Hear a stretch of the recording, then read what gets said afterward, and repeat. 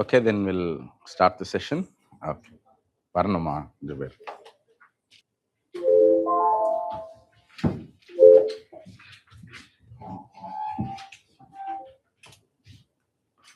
Okay, so the first question. So today's topic is purely on inflation statistics, inflation concepts. Questions have been given to you. So we'll do a quick discussion as well as a revision. So first question, the reference to the wholesale and the consumer price index combined. So I think you would know the indices. The indices are பொறுத்தளவுக்கு இந்தியாவில் வந்து நிறைய index are there for calculation of inflation. சரியா? So chronologically speaking, what are all the indices that India has published அப்படின்னு பார்க்குறப்ப we started with CPA IW. First நம்ம வந்து CPA IW அப்படின்ற ஒரு இண்டெக்ஸ் ஸ்டார்ட் பண்ணோம். Then we added rural laborers, சரியா? Agriculture laborers, urban non-manual employees. Then 1990s அப்புறம் என்ன பண்றோம்னா ரூரல் லேபரர் அப்படின்ற இதெல்லாம் என்ன அப்படின்னு சொன்னா கன்சியூமர் ஸ்பெசிஃபிக்கான சில பேசஸை நம்ம செலக்ட் பண்ணிட்டு அவங்களுக்காக கன்சியூமர் பிரைஸ் இண்டெக்ஸை கொண்டு வந்தோம். காரணம் என்ன அப்படின்னு சொன்னா இந்தியாவில் வந்து we couldn't achieve a single basket for the whole of India which can reflect consumer preference reflect பண்ற மாதிரி ஒரு சிங்கிள் பேஸ்கெட்டை நம்மளால கொண்டு வரவே முடியல because of how diverse India was. சரியா? ஸோ அந்த காரணத்தினால என்ன பண்றாங்க, கன்சியூமர் லெவலில் செக் பண்றப்ப என்ன கன்சியூமர்னு டிஃபைன் பண்ணிட்டு அப்புறம் செக் பண்ணிக்கலாம்னு சொல்லிட்டு இந்த 4 விதங்கள்ல நம்ம பண்ணியிருந்தோம். Each of it had different purposes as well. அப்போ what can be done for the whole of India அப்படின்னு சொன்னா ஹோல் ஆஃப் இந்தியாவுக்கு கன்சியூமர் லெவலில் பார்க்க வேண்டாம், ஹோல்சேல் லெவலில் பார்த்துடலாம் அப்படின்னு சொல்லி ஹோல்சேல் பிரைஸ் இண்டெக்ஸ் தான் ரொம்ப நாளமா அதே ஃபார்மேட்ல கண்டினியூ ஆகிட்டே இருக்கு. This is for an whole India basis. இதில் என்ன பண்றோம்னா ஒரு இண்டெக்ஸ்ன்னு வர்றப்ப we have concept of weighted இண்டெக்ஸ்ன்னு சொல்லுவோம். ஒரு இண்டெக்ஸை கிரியேட் பண்றதுக்காக we will choose the number of goods and service goods that has to be put in to it and also assign the weightage. And அதே மாதிரி பீரியாடிக்கலாக ரிவைஸ் பண்ணி என்ன பண்ணுவாங்கன்னா பேஸ் இயரை மாற்றிக்கிட்டே இருப்பாங்க. பேஸ் இயரை மாத்துறப்ப அந்த பேஸ் இயரில் த index will always show 100 as a value. எந்த வருஷத்தோட நம்ம ஸ்டார்ட் பண்றோமோ அந்த வருஷத்தோட இண்டெக்ஸ் எப்படி இருக்கும்னா 100 அப்படின்னு இருக்கும். Index will not have any units for it. இண்டெக்ஸ்ன்றது it is a rule that ஒரு இண்டெக்ஸ்னா it should just be a number. It just should be a numerical indicator, shouldn't have anything attached to it.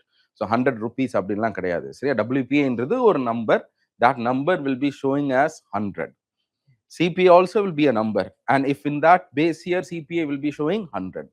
So 100 அப்படின்றத நம்ம என்ன பண்ணணும், ஒரு base year, அந்த base இயரை select பண்ணிட்டு அந்த பேஸ் இயரோட ப்ரைஸிங்கும் அந்த பர்டிகுலர் இயர்ல கன்சியூமர்ஸோட ப்ரிஃபரன்ஸுக்கு தகுந்த மாதிரி we will be assigning weightages to all the number of items that we include. சரியா? ஸோ என்னன்னா WPAன்றது 1950s நம்ம என்ன பண்றோம்னா 1960s we have continued this practice of adding more items, removing items according to the amount of manufacturing that's happening in India. So WPA as of now today's index நம்மளுக்கு 697 items are there in the WPA index. சரியா? Which can be divided into 3 baskets: primary basket, சரியா, and food and fuel and power and manufacturing அப்படின்ற 3 இருக்குல்ல. Highest weightage எதுக்கு இருக்கு அப்படின்னா மேனுஃபேக்சரிங்க்கு more than 64-65% of weightage is assigned to that. சரியா? இந்த பக்கம் நீங்க கன்சியூமர் பிரைஸை பொறுத்தளவுக்கு இப்போதான் நம்ம 2011-12 அப்புறம் தான் we started a new practice. அதுக்கு முன்னாடி வரைக்கும் இந்த மாதிரி டிஸ்பரேட்டா செப்பரேட்டான இண்டெக்ஸஸ் மட்டும்தான் இருந்துச்சு. So what was used for inflation purposes in India அப்படின்னு சொன்னா we were using WPI. ஏன்னா உங்களுக்கு இந்த 4 கன்சியூமர் பிரைஸ் இண்டெக்ஸ் எதையுமே நம்மளால யூஸ் பண்ண முடியாது. What should be the inflation of India? இன்ஃப்ளேஷன்றது என்னன்னா இந்த யூனிட் எந்த அளவுக்கு மாறுதோ அதுக்கு தகுந்த மாதிரி இன்ஃப்ளேஷன் நம்ம இன்ஃபர் பண்ணணும். அப்போ WPIன்றது 100 யூனிட்ஸ்ல இருந்து 105 மாறுச்சுன்னா it is a 5% increase in the index. But how do we relate to that? அப்போ WPI இன்க்ரீஸ் ஆயிருக்கு. So wholesale price index in prices have increased. Can that be considered as the inflation of India? Abdina? Yes, that was. ஏன் CBI IW நம்ம பயன்படுத்தலாம்? CBI ஐடபிள்யூன்றது ரொம்ப சின்ன ஒரு consumer basket. அப்ப அவங்களுக்கான ஐட்டம்ஸ்ன்றது அரௌண்ட் 70-80 ஐட்டம்ஸ் தான் நம்ம இன்க்ளூட் பண்ணியிருந்தோம். அதுவும் இன்க்ரீஸ் ஆகும். அதுவும் என்ன இருக்கும்? 100ல இருந்து 105 அப்படின்றது காட்டும் ஏதோ ஒரு டைம்ல. This 5% increase should not be considered as the inflation of India for all practical purposes.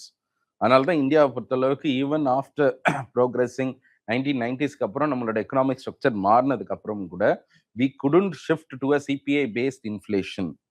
WPI வச்சு தான் நம்ம பயன்படுத்திட்டு இருந்தோம். அதை 2010க்கு மேல என்ன கவர்மெண்ட் டிசைட் பண்ணாங்க, we have to consciously move towards CPI based inflation because of the methodological as well as the compositional limitations that are there in the WPI. WPI பொறுத்தளவுக்கு that will never be a better indicator of inflation. காரணம் என்ன அப்படின்னு சொன்னா, WPIல அந்த பேஸ்கெட்டும் சரி, அது contain பண்ற ஐட்டம்ஸும் சரி, அது பெரிய லெவல்ல நம்மளுக்கு பர்சனலான ஒரு கனெக்டே இருக்காது. ஸோ அதை அடிப்படையா வச்சு நம்ம இதுதான் இந்தியாவோட இன்ஃப்ளேஷன் சொல்றது வந்து ஒரு ரீசனபிளான ஒரு நம்பர் கிடையாது. அதை வச்சு பாலிசி அனாலிசிஸ்லாம் பண்ணக்கூடாதுன்றதுனால வி மூவ் டுவர்ட்ஸ் இது. சரியா? So CPI. அப்போ சிபிஐனா இந்த 4 சிபிஐல எதையுமே யூஸ் பண்ண முடியாது. That's the status that continues. அப்போ 2012க்கு மேல என்ன டிசைட் பண்றோம்னா, let's create new CPI index. அதுல தான் CPI rural, CPI urban and CPI combined அப்படின்னு சொல்றோம். The purpose is conscious and deliberate. என்ன பண்றோம்னா, ஆல் இந்தியா லெவலுக்கு என்ன பண்ணோம், ஒரே கன்சியூமர் பேஸ்கெட் ஒன்று கிரியேட் பண்ணணும் அப்படின்னு முடிவு பண்றோம். சரி, அப்படி முடிவு பண்ணதுக்கு அப்புறம் WPIல இருந்து நம்ம என்ன பண்றோம்னா, எல்லா policy அனாலிசிஸும் we are shifting towards CPI. So what is the inflation of India today அப்படின்னு சொன்னா, based on all this index, what we are using today, CPI combined அப்படின்ற அந்த இண்டெக்ஸ் தான் reflects what the inflation of India is. சரியா? So அதனால அந்த பழைய CPI is still continuing. CPI IW, CPI urban non manual எம்ப்ளாயிஸை discontinue பண்ணிட்டோம். Rural labour, agriculture labour இது எல்லாமே இருக்குது. But they have specific purposes. Example, CPI IW continues to serve as the anchor for what, dearness allowances. அப்போ government வந்து wage revision பண்றாங்க, dearness allowance கொடுக்குறாங்க அப்படின்னு சொன்னா, அது வந்து சிபிஐ ஜென்ரலோ இல்லை WPI வச்சு பார்க்கறது கிடையாது. எதை வச்சு செக் பண்றாங்க? ஐடபிள்யூ வச்சு. சரி, அப்போ கவர்மெண்ட் எம்ப்ளாயிஸ் எல்லாத்துக்கும் சென்ட்ரல் கவர்மெண்ட் வந்து ஐடபிள்யூ இண்டெக்ஸ். அதே மாதிரி மன்ரேகாவோ or minimum wages at the rural levels இதெல்லாம் ஃபிக்ஸ் பண்றதுக்காக we have the code on minimum wages. அதுபடி நம்ம பீரியாடிக்கலா ரிவிஷன் பண்ணுவோம். ஸோ மினிமம் வேஜஸ் ரிவைஸ் பண்றதா இருக்கட்டும், அல்லது the Manrega wages that were given, these are all dependent upon how the rural laborer index was changing. So CPI, the old index ன்றது உங்களுக்கு தெரியணும், distinguish that with the new index. So new CPI series ன்றது CPI rural, CPI urban and CPI combined. Rural laborer index ன்றது பழைய index. சரியா? So அந்த பழைய index எல்லாமே who is publishing? Labor Bureau. Okay, so these are the basic idea about what these index are. So அதுபடி நம்ம எல்லாம் போலாம். WPI captures the prices at the factory gate while CPI captures the prices at the retail level. Okay, so WPI includes a significant weight for services. No, சரியா? This is one of the major limitations of WPI. WPI ல services include இல்ல. So after 1990s நம்ம நேத்து சொன்ன மாதிரி India also went through a stage of premature deindustrialization because services took over as the dominant sector in India. அப்படி இருக்கிறதுனால services தான் இருக்கலே ஹையஸ்டா produce ஆகுது, அதை தான் எல்லாரும் கன்சியூம் பண்றாங்க. But that is not included in WPI. அப்போ ஒரு கன்சியூமருக்கு இருக்கலே ஹையஸ்டாவே கன்சியூம் பண்ண போறது சர்வீசஸ். அது இல்லாம ஒரு இன்ஃப்ளேஷனை கண்டுபிடிச்சிட்டு இருக்கோம் WPIல. And therefore we had to move from it. The weightage of food and beverages as a basket commodity is higher in the CPI combined than in the WPI. Yes. How much it is? Around 45% கிட்ட இந்த combined percentage ல இருக்கு. Okay. So answer will be 1 and சரியா? And taxes. Well, அது உங்களுக்கு 6th question, உங்களுக்கு ஒரு question கொடுத்திருக்கேன். அது செக் பண்றப்ப நம்ம will come to that. Okay.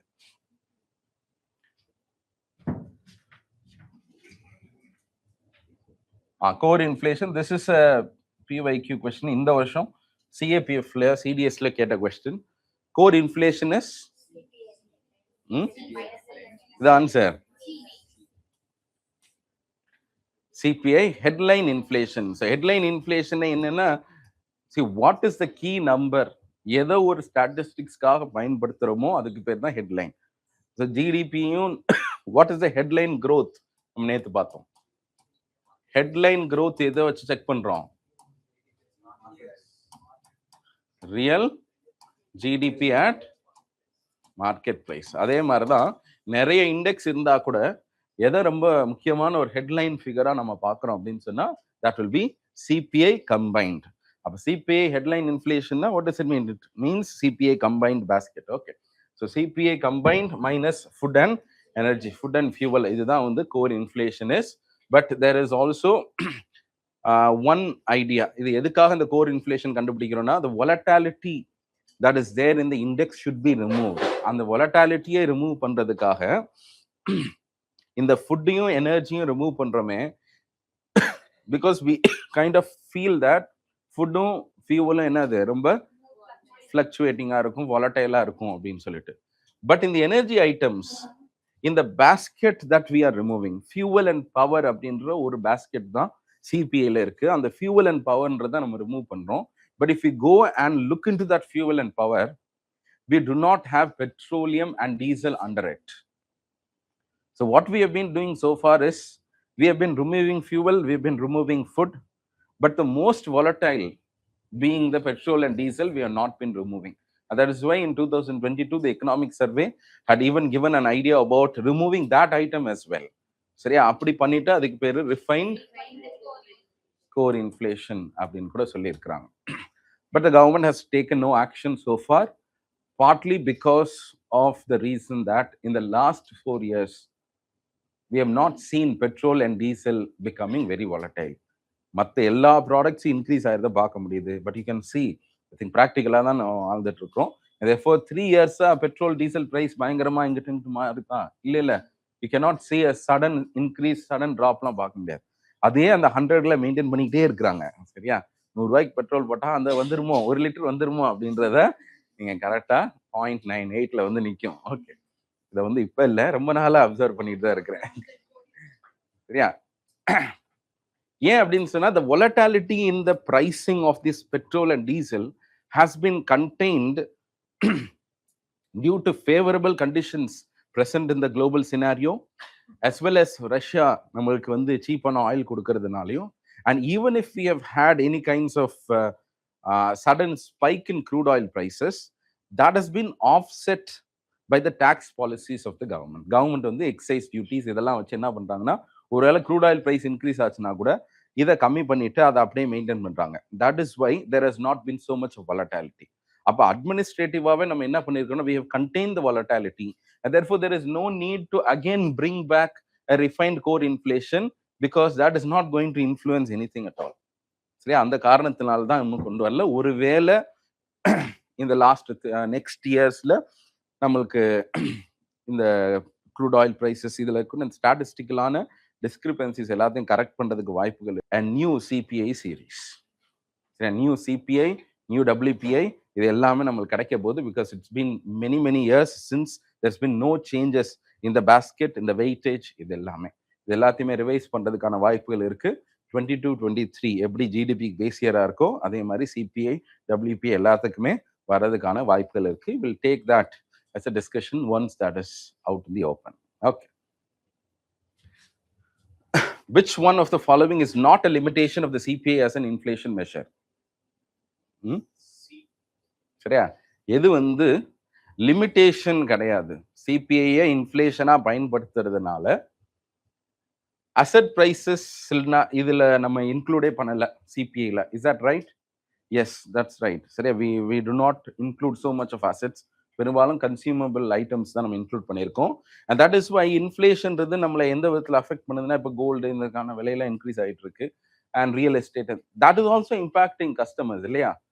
So கன்சியூமர்ஸை அதுவும் தான் அஃபெக்ட் பண்ணுது. அப்படி இருக்கிறப்ப அசெட் ப்ரைஸஸை எக்ஸ்க்ளூட் பண்ணுறது it is one of the limitations.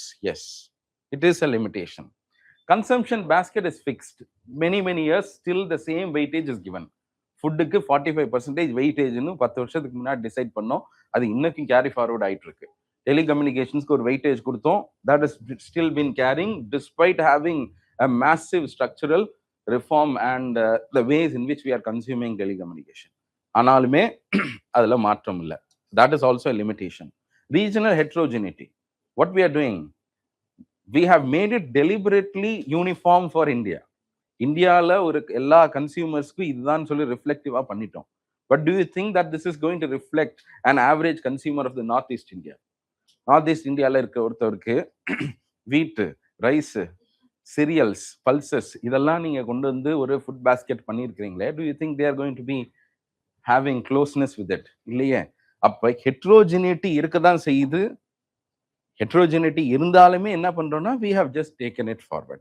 So regional heterogeneity is there, which has not been effectively captured by CPI. That is also a limitation. Inclusion of imported inflation. Is this right? Does it include imports or not? Inclusion of imported inflation. CPI la imports are there or not? இல்லையா? இப்பதானப்பா அந்த இதெல்லாம் பேசிக்கிட்டு இருந்தோம். There are many things that we are importing. That imported item also reflects in the CPI.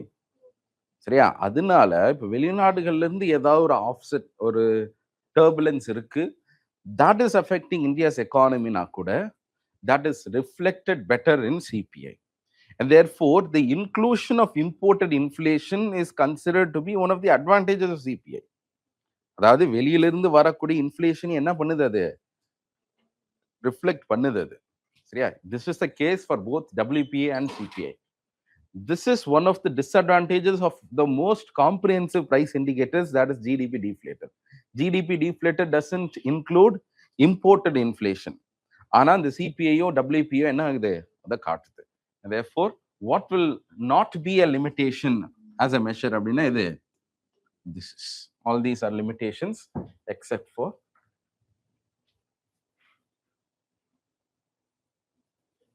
so the fourth question, CPI inflation is sensitive to rural and urban consumption difference. Yes, because we have today rural and urban as a basket. We are taking the mean. We are not doing it in the inverse. நல்லா பாத்தீங்கன்னா rural urban தனியா எடுத்து அதோட average தான் நம்ம கம்பைண்டா போறோம். We do not have a separate combined. சரியா? ரெண்டுத்துக்கான average தான் combined. And therefore, it is sensitive. WPA inflation reflects the producer margins and wholesale trade costs. Is that right? Yes.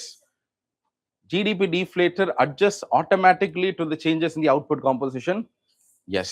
Say in the CPA, WPA, they are having fixed weightages, but GDP deflator is having variable weights according to the output of the country. எப்படி output மாறுதோ அதுக்கு தகுந்த மாதிரி GDP deflator ஓட weightage மாறிக்கிட்டே தான். Automatically it changes, adjusts.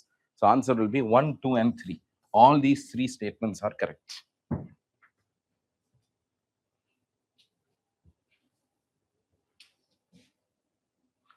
Now here, if the fuel prices rises sharply, but food prices remains stable, which inflation measure is likely to show the maximum increase? எதுப்பா? Yes, WPA. காரணம் என்ன அப்படின்னு சொன்னா, இந்த WPA fuel is nearly having 13% இது, CPA just 6. Primary food particles நீங்க எடுத்து பார்த்தீங்கன்னா just 13% தான் weightage in the WPA டோட்டலாவே. ஆனா we have more than 40% of weightage in. அதனால என்ன ஆகுதுன்னா, food prices ஸ்டேபிளா இருக்கிறப்ப there is moderation in the CPI, but the WPA moderation ரொம்ப கம்மியா தான் இருக்கும். But on the other hand, if the fuel prices are likely to increase, this can. சரியா? So this is just to explain the sectoral composition of the baskets. So answer will be C. So the next 5.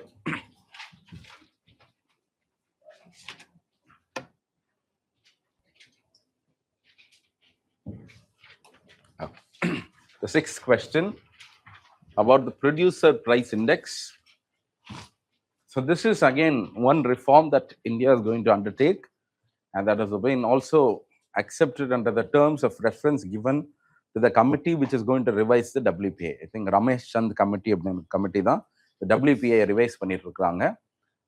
அவங்களோட one of the major recommendation, and given how media reports and all are given, India is likely to go with the gradual replacement of the WPA with the PPI.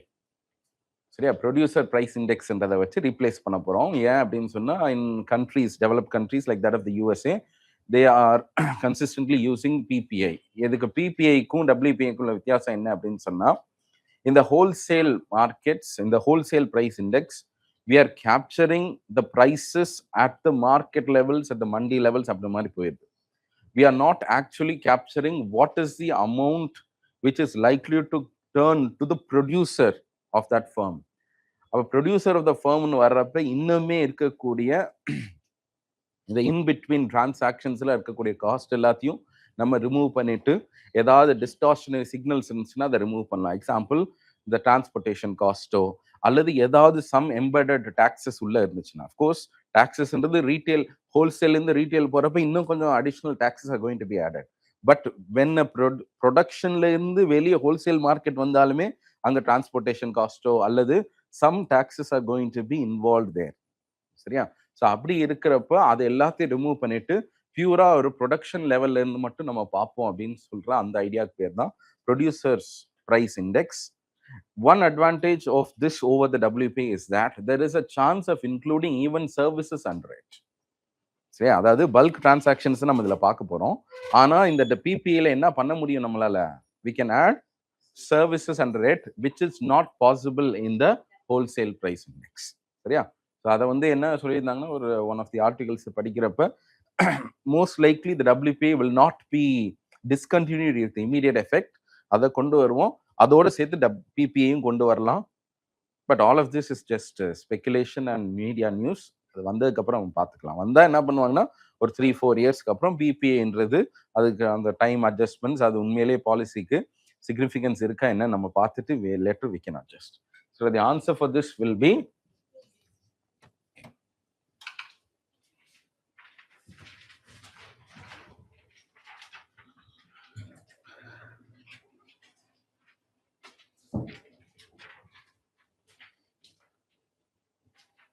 deflator reflects the price changes of all final goods irrespective of whether they are consumed by households or not. Is it right? Yes. Unlike CPI, it uses variable weights.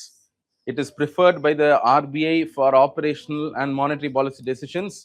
No. So answer will be 1 and 2. The framing of the statement will be in such a way that it will cause doubt over what you have read. நம்ம படிச்சதவே சந்தேகப்படுற மாதிரி சில நேரம் என்ன ஒண்ணுன்னா statements இருக்கும். சரியா? Because of it's efficiency, இதனால இதை பயன்படுத்துறாங்க அப்படின்ற மாதிரிலாம் வர்றப்ப நம்மளுக்கு டக்குன்னு அந்த நேரத்தில் நம்ம சம்டைம்ஸ் வந்துடும். Therefore be very strong. உங்களுக்கு கான்செப்ட்ல இதுதான் அப்படின்னு தெரிஞ்சிச்சுன்னா இந்த இதெல்லாம் ஈஸியாக நம்மளால we can come out of it. Okay.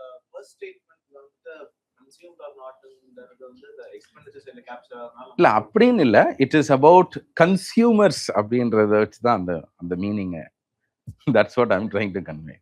அதாவது எண்ட் கன்சம்ஷன் வந்துருச்சா இல்லையா, வெதர் இட் ஹஸ் பிகம் ஜிடிபியில டிரான்ஸ்லேட் ஆயிடுச்சான்னு இல்லை, வெதர் இட் கன்சியூமர்ஸ்ன்னு வர்றப்ப கன்சியூம்டுன்னு இல்லாம maybe it can be used for industrial purposes, எதனால இருக்கலாம்ல. அதுதான் அங்க மீன் பண்றோம். அதாவது கன்சியூமரோட பாஸ்கெட்டை ரிஃப்ளெக்ட் பண்ண வேண்டிய அவசியம் இல்லை. That's what first statement is. Okay, so answer will be 1 and 2.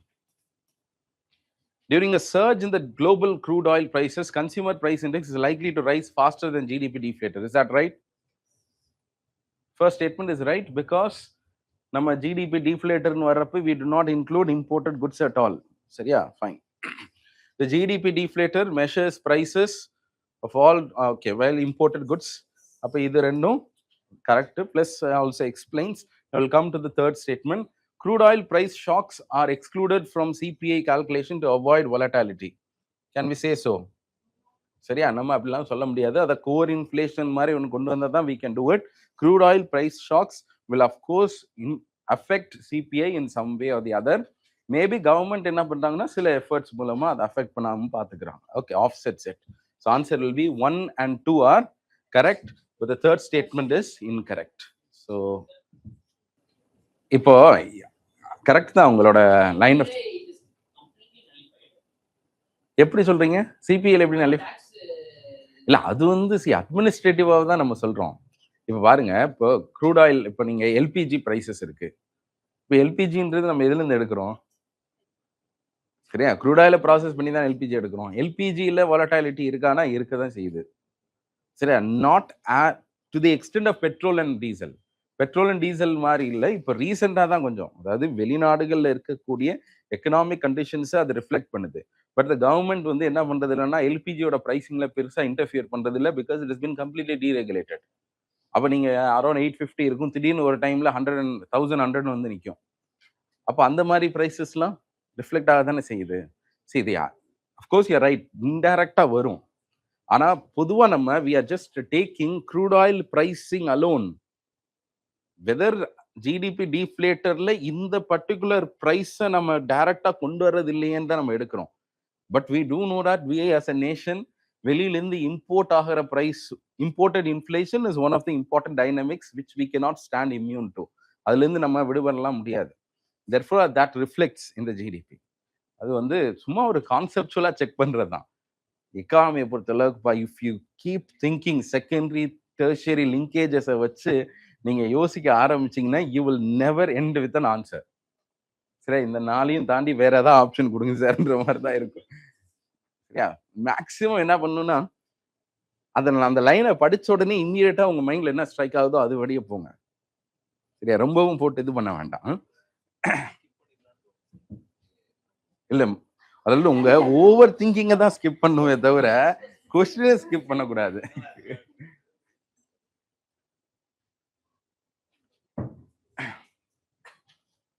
And of course என்னதான் நீங்க வாட் எவர் யூ ட்ரை, கொஸ்டின்ஸ்ல இன்ஃபேக்ட் நம்ம இங்க we are not so கேஷுவலாக தான் நம்ம எடுக்கிறோம் பண்றோம்.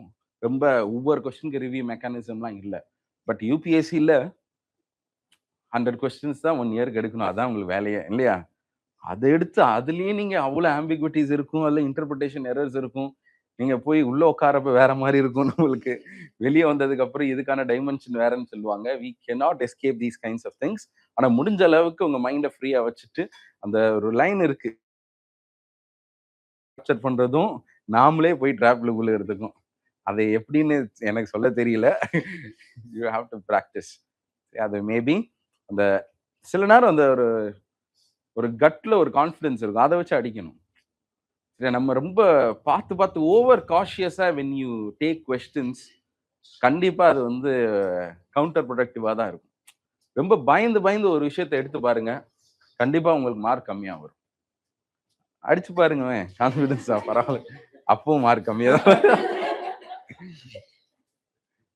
No, that's the strategy. அது மேபி இப்போ நீங்க இது பண்ணலாம், but over a period of time have to learn that. கண்டிப்பா அதனால தான் நம்பர் ஆஃப் கொஸ்டின்ஸ் அதிகமா எழுதுங்கன்னு சொல்றதுக்கான காரணம். ரொம்ப கன்சர்வேட்டிவா ஒரு 100ல 75 தான் எனக்கு தெரியும் அப்படின்னா, பாஸ் பண்றவங்க எல்லாம் தெரிஞ்சுதான் உள்ள போற மாதிரி நாமளே ஒரு இதை எடுத்துக்கிறோம். No, it's not like that.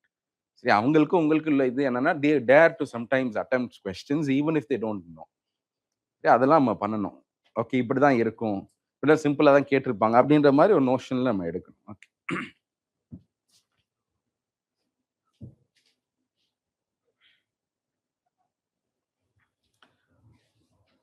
wholesale price index is generally considered more suitable for, correct than a first statement.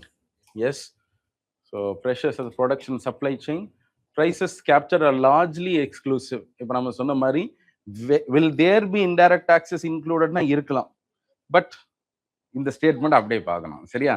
சரி, இப்பதானே இவர் வந்து டாக்ஸ் எல்லாம் இருக்காதுன்னு சொன்னாரு அப்படின்னு சொல்றப்ப கொஸ்டின் லார்ஜ்லி எக்ஸ்க்ளூசிவ் தான். ஏன்னா maximum the highest number of indirect taxes will be there at the retail level only. அப்போ லார்ஜ்லி எக்ஸ்க்ளூசிவ். ஸோ எஸ், சரி, that's right. So first is right, second is right, and that is why it is a better option அப்படின்னு நம்ம சொல்றோம். So 10th, all these three are correct. சரியா? WPA.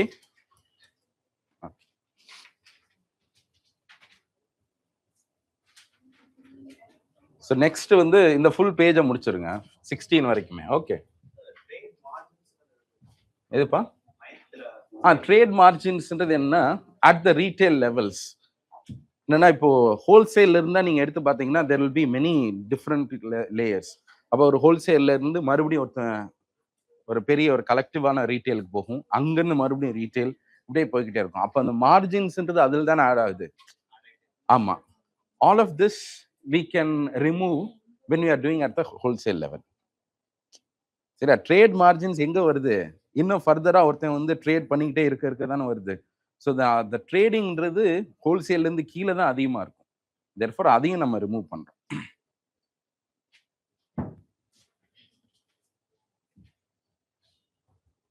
So try to complete till 16 because 16 is also again a concept that we have already discussed too much.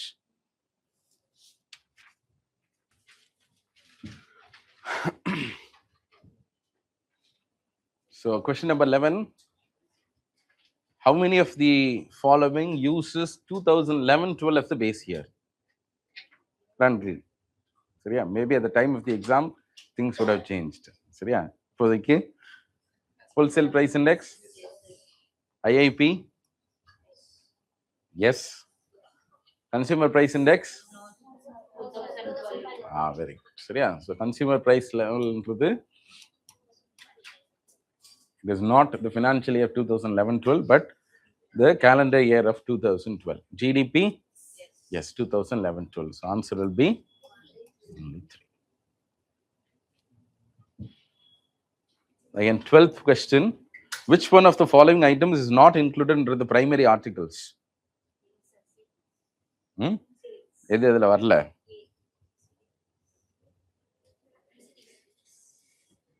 சரியா? என்ன அப்படின்னு சொன்னா primary articles of the WPA-ல there will be food articles and non-food articles. அந்த non-food articles-ல என்ன இருக்குன்னு சொன்னா primarily extracted products. Example, crude oil and minerals is also there. Mineral oilஸோ அல்லது petroleum products எல்லாமே fuel and power அப்படின்றது நெக்ஸ்ட் ஐட்டம்ல வந்துருது. சரியா? So this is the basket. So minerals எல்லாமே they are finding an inclusion in the primary article itself, but electricity does not, because electricity is under the fuel and power அப்படின்ற basketல வந்துருது. Okay. So primary, fuel and power and மூணாவது என்ன? Manufactured products. இந்த 3 item தான் இந்த 3 basketல. எது வந்து primary article இல்லை அப்படின்னு சொன்னா electricity. All these 3 will be coming under primary. Okay. Rajamani, என்ன டவுட்? Yes, crude petroleum. என்னப்பா?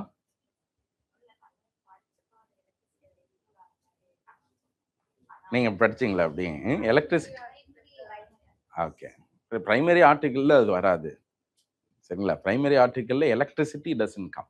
எலக்ட்ரிசிட்டின்றது உங்களுக்கு தனியா தான் இதுல வருது. Okay. So under the fuel and power basket it will be there. Okay.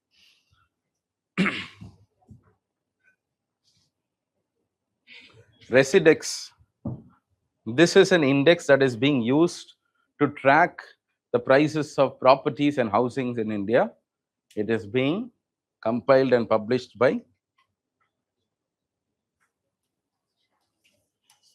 National Housing Bank. NHB order Residex. It's that is the base year of it.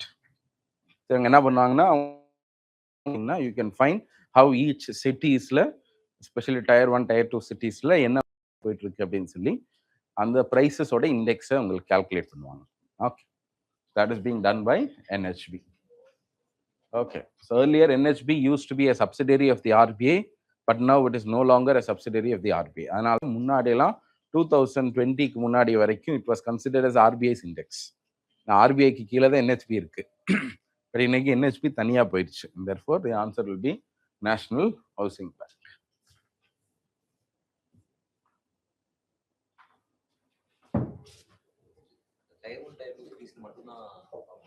இல்ல tyre 3 வரைக்குமே இருக்கும். Inflation is always and anywhere a monetary phenomenon.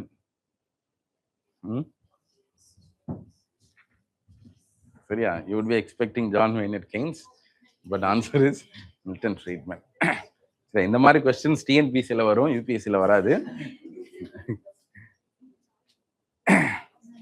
இது எதுக்காகனா, John Maynard Keynes, he was the one who set actually the grounds for macro economics. In fact, இன்ஃப்ளேஷனை பற்றி ஒரு major economic புக்கில் எழுதினதும் அவர் தான். But என்ன அப்படின்னு சொன்னால், based on the undercurrents of how economics was perceived, pure and pure monetary thinking அப்படின்றது அந்த டைம்ல ஃபுல்லா டெவலப் ஆகல. he actually set the ground. அதனால தான் இன்ஃப்ளேஷன் மைல்டா இருந்தா நல்லது அப்படின்லாம் கூட சொன்னார். ஒரு some persisting inflation is good for the economy அப்படின்ற மாதிரி ஒரு வியூவை வந்து அவர் தான் கொடுத்தது. But later it was Milton Friedman who is considered to be one of the neoliberals சொல்லுவாங்க. அந்த மாதிரி இந்த கிளாசிக்கல் லிபரலிசம் திரும்பவும் என்ட்ரென்ச் பண்ணதுல அவரோட பங்கு இருக்கு. his policies வந்து still being debated and in USA. அவர் தான் வந்து இதை சொல்லியிருக்காரு. because in his book he had written about how inflation is a purely a monetary phenomenon. சரியா? அப்போ கம்ப்ளீட்டா இன்ஃப்ளேஷனை மானிட்டரி ஆங்கிள் தான் பார்க்கணும், it is a monetarist explanation அப்படின்னு சொன்னதுக்கு முக்கியமான பங்கு மில்டன் ஃப்ரீட்மனுக்கு இருக்கு. So he is actually John Maynard கெய்ன்ஸ்க்கு அப்புறம் வந்தவர். சரியா? 15.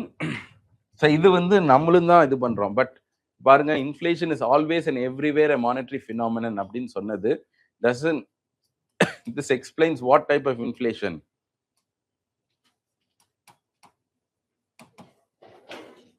சரியா? டுடே டிமாண்ட் புல் இன்ஃப்ளேஷன்றது மானிட்டரியா தான் நம்ம எக்ஸ்பிளைன் பண்றோம். What is demand pull inflation அப்படின்னு சொன்னா, எக்ஸப்ட் ஃபார் ஒன் ரீசன், இந்த பாப்புலேஷன் இதை தாண்டி பெரும்பாலும் all the demand pull inflation you have to see from the eyes of money expand ஆகுது அப்படின்னு சொல்லிட்டு. அதே மாதிரி அவரோட ரைட்டிங்ல தான் he actually gave mathematical proofs of how empirical proofs of how M0 கூடுறதுனால M1 கூடுறதுனால எந்த அளவுக்கு இம்பாக்ட் ஆன் இன்ஃப்ளேஷன் வருது அப்படின்ற மாதிரி அந்த quantitative theories of money, Fisher இவங்கள மாதிரி பிளஸ் மில்டன் ஃப்ரீட்மன்லாம் எழுதியிருந்தாங்க. Okay, just for us. இந்த அளவுக்கு எக்கனாமிக்ஸ் தேவையில்லை, just an idea. So 15th question, if the excise duty on petroleum products is reduced, which is likely to happen? எது நடக்கலாம்? Both declines proportionately.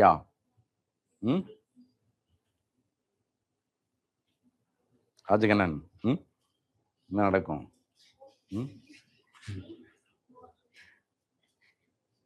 Selva இல்லாம தனி மரமா நிக்கிறீங்களா?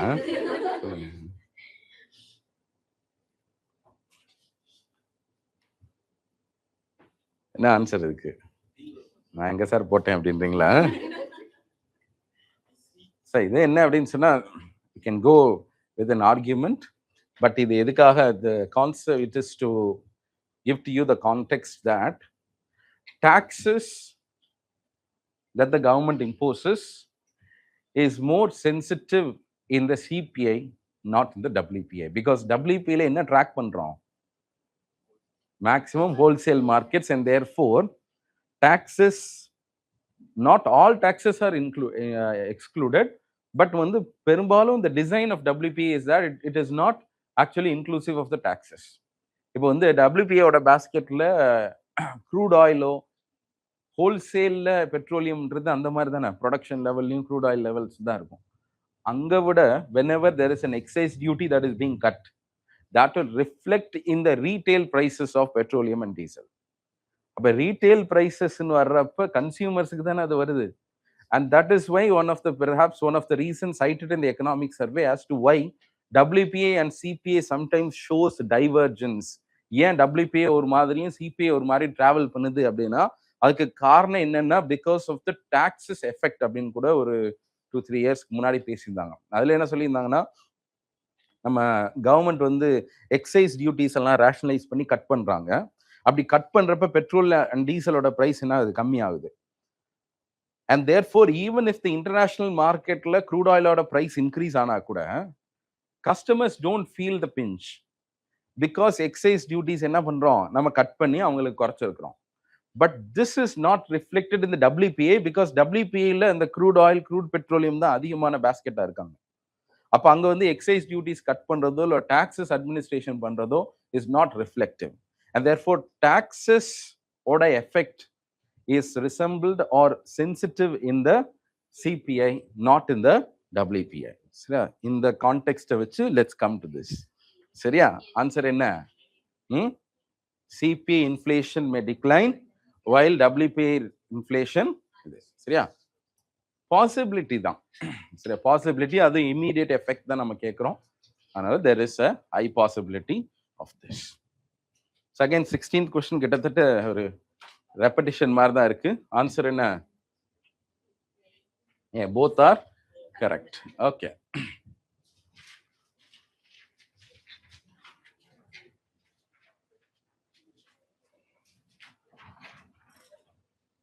சரி, அந்த நெக்ஸ்ட் பேஜ் ஃபுல்லா முடிச்சிடலாமா?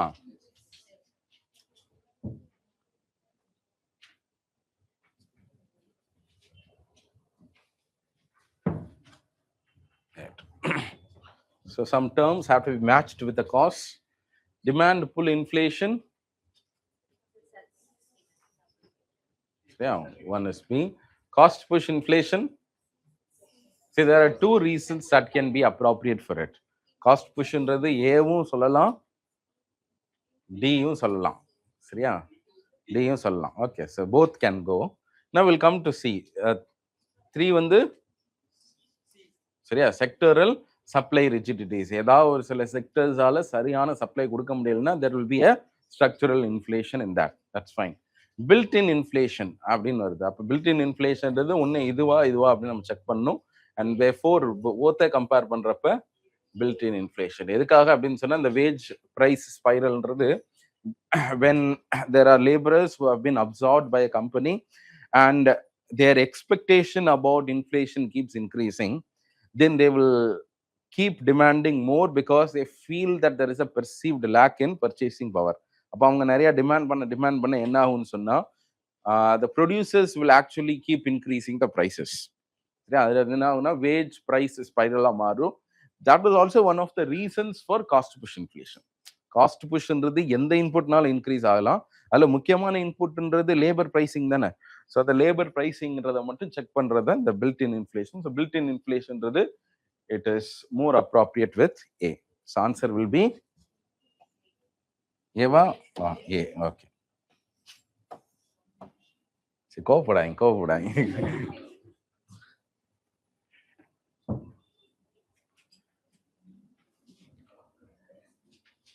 சரியா? If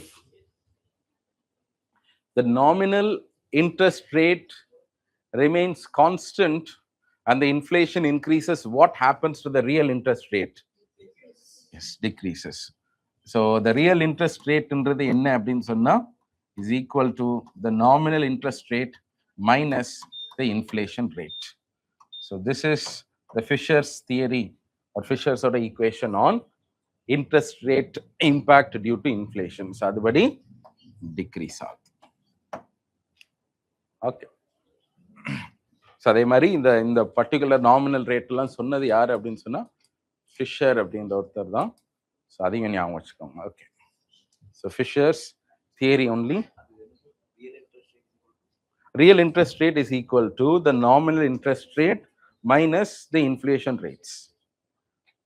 If the nominal interest rate remains the same but the inflation rate keeps increasing, then the real interest rateன்றது ஆக்சுவலா கம்மியா தான் இருக்கும். சரி, அதுதான் வந்து எவ்வளவு தூரம் எரோட் ஆயிருக்கு உங்களோட இன்ட்ரெஸ்ட்னு செக் பண்றது. So if you don't want the real interest rates to decrease, we have to keep the rates increasing because this is not under our control. Upper the nominal rates should be keep increasing. That is why we prefer sometimes flexible rates. Floating rates தான் இன்னைக்கு customers எல்லாத்துக்கும் கொடுக்குறாங்க because that will change according to the inflation rates and not impact your real interest rates. Okay. So 19th question. Core inflation as the primary target for flexible inflation சொல்ல முடியுமா? This is incorrect. எதுதான் நம்ம பயன்படுத்தும்? Headline inflation என்ன? CPI combined தானே. So we are not using core inflation. Even though core inflation is used sometimes as references. That is not the primary number of the inflation target. Inflation target என்றது 4 plus or minus 2. What is thus speaking of? CPA combined தான் இதுல இருக்கணும். Not the core inflation shouldn't be kept under this target. Yeah, therefore this statement is incorrect. This statement is correct, however. So answer will be, இது ஏன் நிறைய பேருக்கு தப்பு பண்ண மாதிரி தோணுது? இல்ல, it's quite an easy statement. தப்பு பண்ணிட்டீங்களா? ஓகே, கோர்ன்றத நம்ம வந்து ரெஃபரன்ஸ் பர்பஸ்க்காக தான் பயன்படுத்துவோம். Because we sometimes don't want to bring monetary policies hastily. சரி, ஏன்னா கோர் இன்ஃப்ளேஷன்றது வாலட்டாலிட்டி எல்லாம் ரிமூவ் பண்ணதுக்கு அப்புறம் எப்படி இருக்குன்னு செக் பண்ணுவோம். பிகாஸ் ஹெட்லைன் இன்ஃப்ளேஷன்ல தேர் இஸ் பாஸ்கெட்ல இருக்கக்கூடிய அந்த ப்ராப்ளம்ஸ் அங்க இருக்கு நம்ம பார்க்கறோம். ஃபுட் இன்ஃப்ளேஷன் அதிகமா இருந்துச்சுன்னா, food inflation is nearly 45% of the basket. And therefore, when the food prices are increasing, the CPA altogether increases. அப்ப ஹெட்லைன் வந்து ரொம்ப ஹையா இருக்க மாதிரி காட்டும். Sometimes the headline inflation will be showing 6%, 7%. But that doesn't mean that it has gone out of our tolerable limit.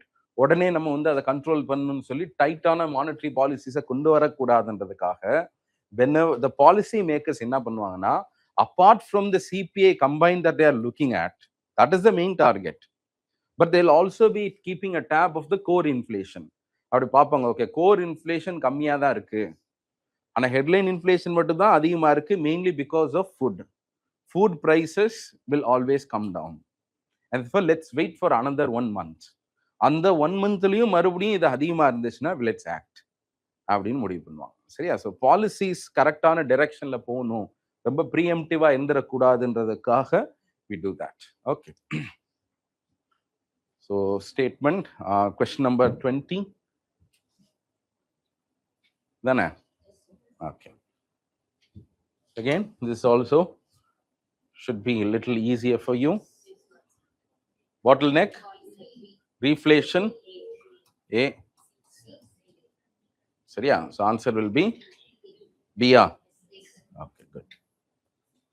So reflation is deliberate inflation, usually when after a country or an economy has gone into deflation. ஒரு deflation மாதிரி ஒன்று வந்ததுக்கு அப்புறம் என்ன பண்ணுவாங்கன்னா, மறுபடியும் the government deliberate சில efforts போட்டு மேலே கொண்டு வருவாங்க. That is called as reflation. Okay.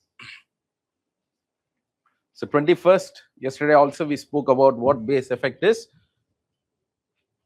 So it refers to the influence of the price levels of the previous year. Yes.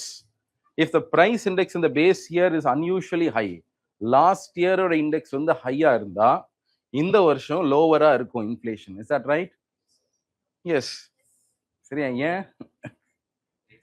அதாவது பாருங்கப்பா, போன வருஷம் அதோட வேல்யூ வந்து அன்யூஷுவலி ஹை.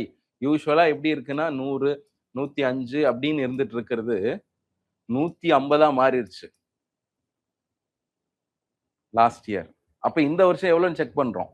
இப்ப இந்த வருஷத்தோட இதை பார்த்தோம்னா, இந்த வருஷம்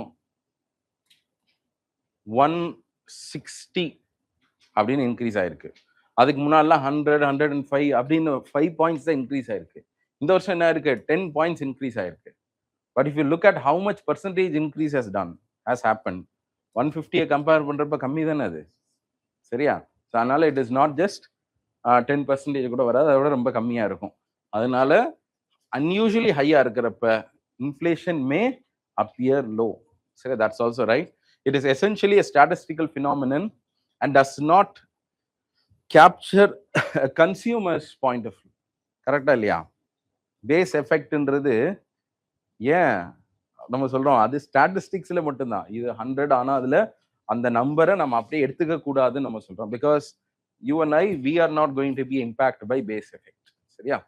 நம்மளுக்கு தெரிஞ்சிடும் உண்மையான இம்பாக்ட் என்னன்னு நம்மளுக்கே தெரியும். சரியா? ஃபர்ஸ்ட் அடி வாங்க போறது நம்ம தான்.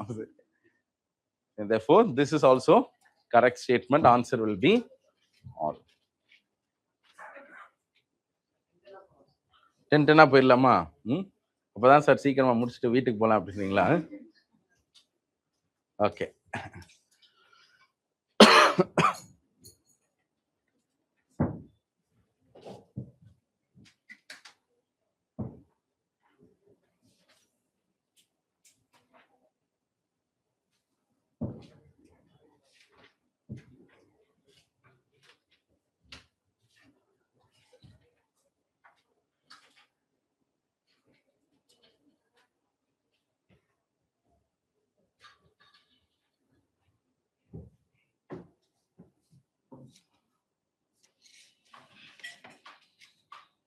ஸோ 33 வரைக்கும் முடிச்சிடுறீங்களா? 2 பேஜ். ஓகே.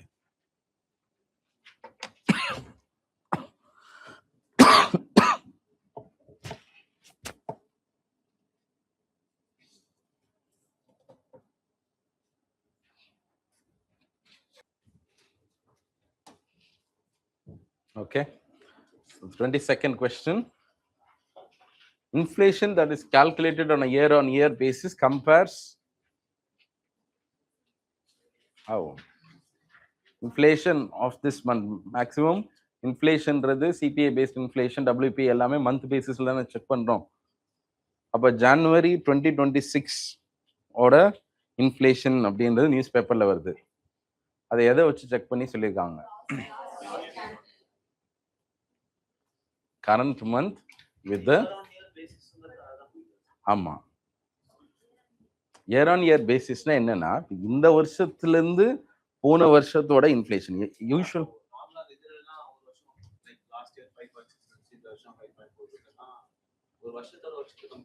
அப்படி இல்லை. Usually what we will do, we will not be comparing a full year.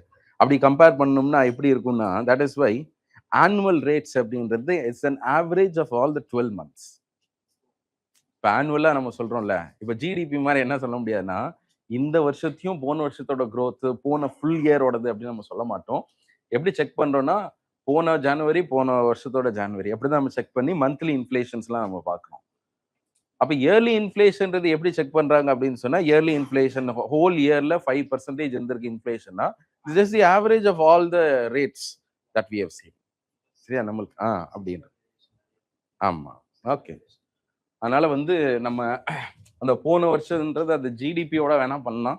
We do not have ஒரு ஃபுல் இயரோட இது அப்படின்றது நம்மளோட இன்டென்ஷன் கிடையாது. சரியா? மேக்ஸிமம் மந்த்லி பேசிஸ் தான் we will be calculating inflation. அதை வச்சு அதை கூட கம்மியாக கூட பண்ணலாம். சரியா? மேபி இன் ஃபியூச்சர் இதில் நம்ம 2 monthsக்கு சாரி 2 weeksக்கு அந்த மாதிரி கூட பண்றதுக்கு வாய்ப்பு இருக்கு. But this practice itself is well and good. Okay. So அடுத்து, if the price index was 100 in 2021, 108, consider the following. Inflation rate has declined in 2023 compared to 2022. Is that right? Yes, because இந்த வருஷத்துல உங்களுக்கு 8% என்ன இருக்கு, inflation இருந்திருக்கு. அடுத்த வருஷத்துல 108ல இருந்து 116, this is also an 8 increase. But இதை கம்பேர் பண்றப்ப என்ன இருக்குங்க, கம்மியா தான் இருக்கும். இதுதான் பேஸ் எஃபெக்ட்னு கூட நம்ம சொல்றோம். சரியா? ஸோ 108 கம்பேர் பண்றப்ப 116ன்றது will be slightly lesser than 8 or 7.8 அந்த மாதிரி இருக்கும். சரியா? So that is right. The same absolute increase can produce different inflation rates depending upon the base. அதானே? அதனால தானே அது மாதிரி இருக்கு. Therefore both are correct and R explains A.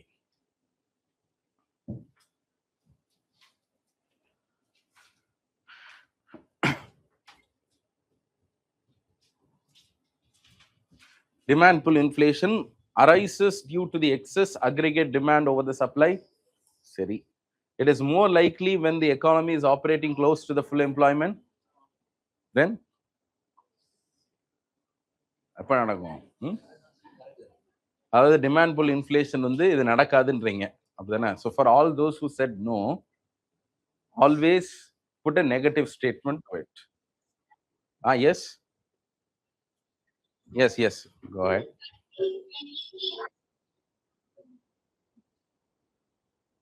Which assertion? Assertion is right because, see, they're asking this question, isn't it? See, we do not, that's what we did. The comparison of the interest rate, sorry, the inflation rate, see, it was base was, sorry, in 2021, the index was 100. 2022, it was 108. So what we will do is, compared to 100, there has been an 8 increase, isn't it? So the inflation rates will be 8% for 2022. For 2023, if you could see, how much increase? The difference is 8. So there is an 8-point difference. But you have to compare with 108, not 100. So if you could look at this percentage, it will be around 7.6 some percentage தான் வரும். அதனால தான் சொல்றோம் inflation rate has declined in 2023 compared to 2022. Get it?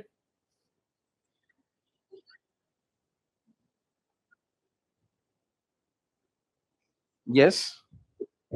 So I'm not asking whether how much inflation index have changed. Inflation rate.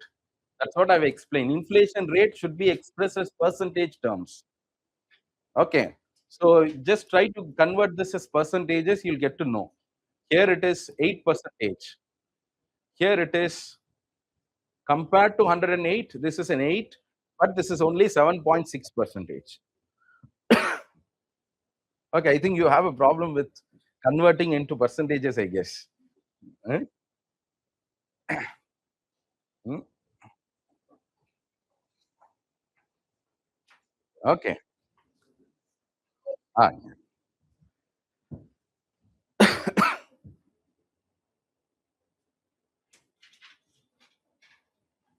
சரியா?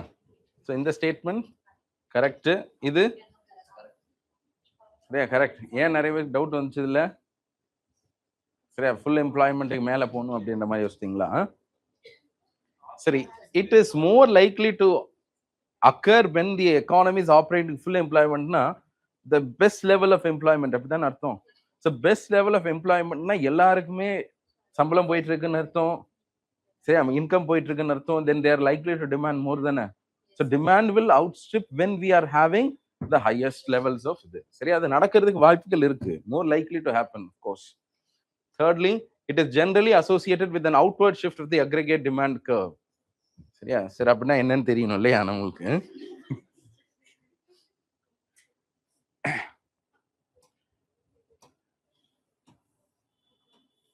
So this is the basic இது என்ன சொல்லுவாங்கன்னா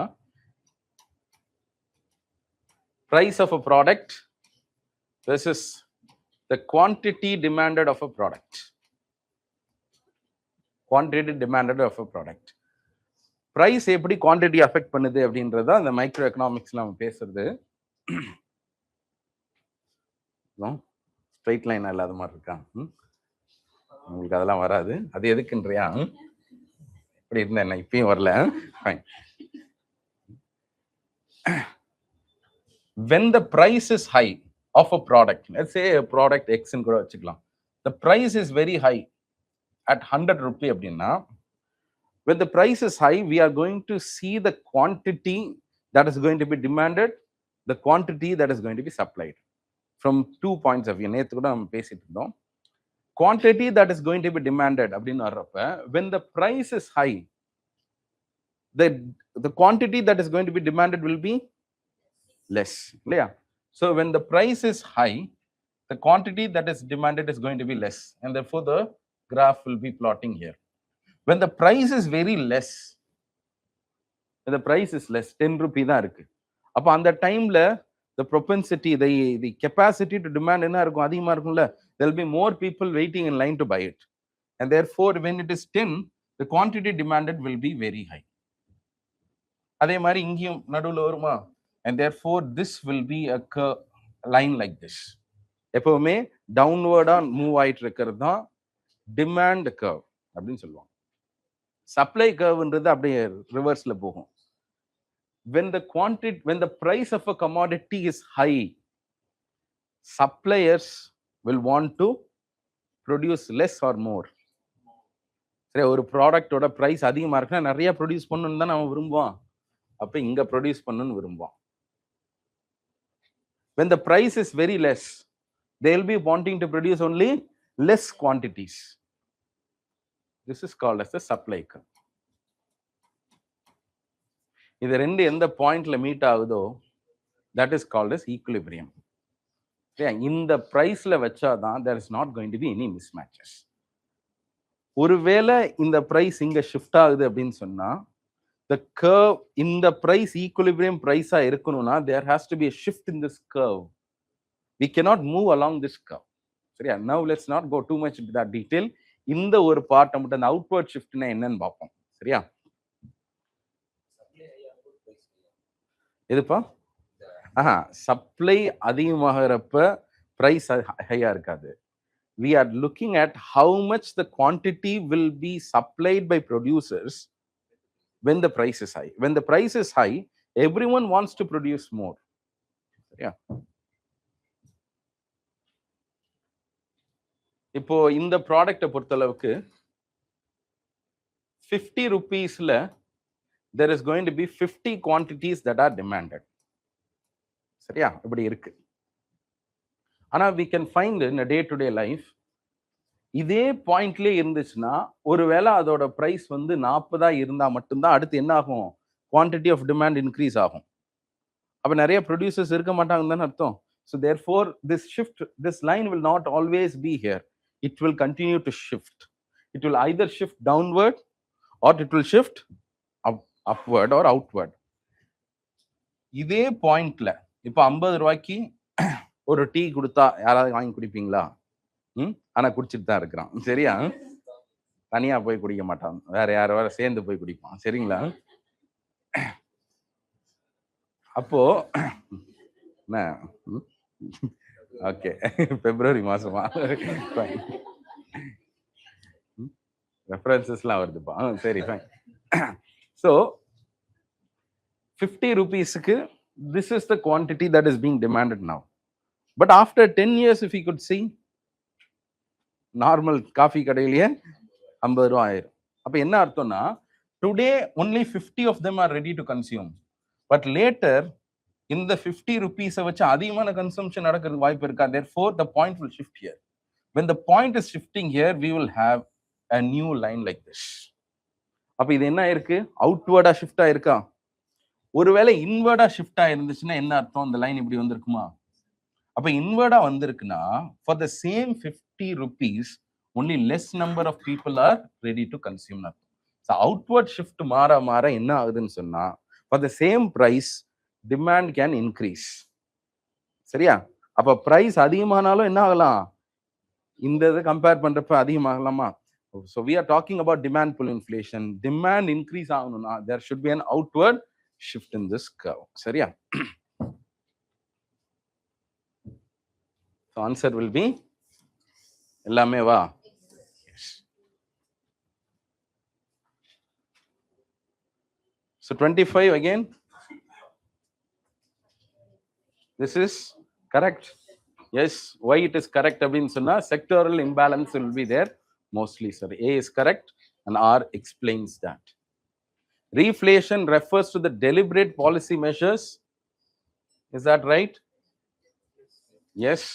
Disinflation refers to the reduction in the rates of inflation, not the fall in price. A fall in price is considered to be deflation. Disinflation necessarily implies a contractionary fiscal policy. Not say so. So answer will be 1 and 2. I think tomorrow we'll have a follow-up of this discussion in the form of money and monetary policy. உங்களுக்கு நாளைக்கு. Okay. Stagflation. என்னது? Very good. Low growth, high inflation and high unemployment. Okay, so this is mostly associated.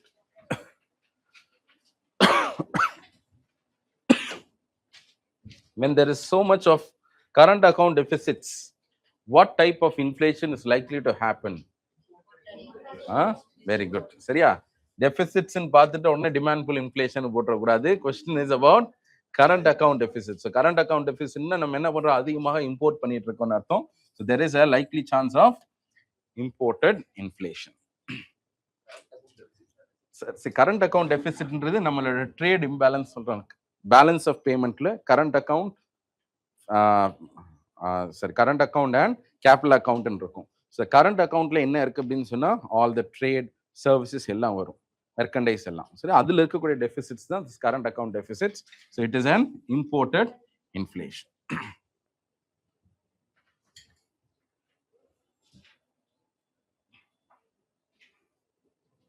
So today afternoon I'm likely to have a session. We'll be having a session.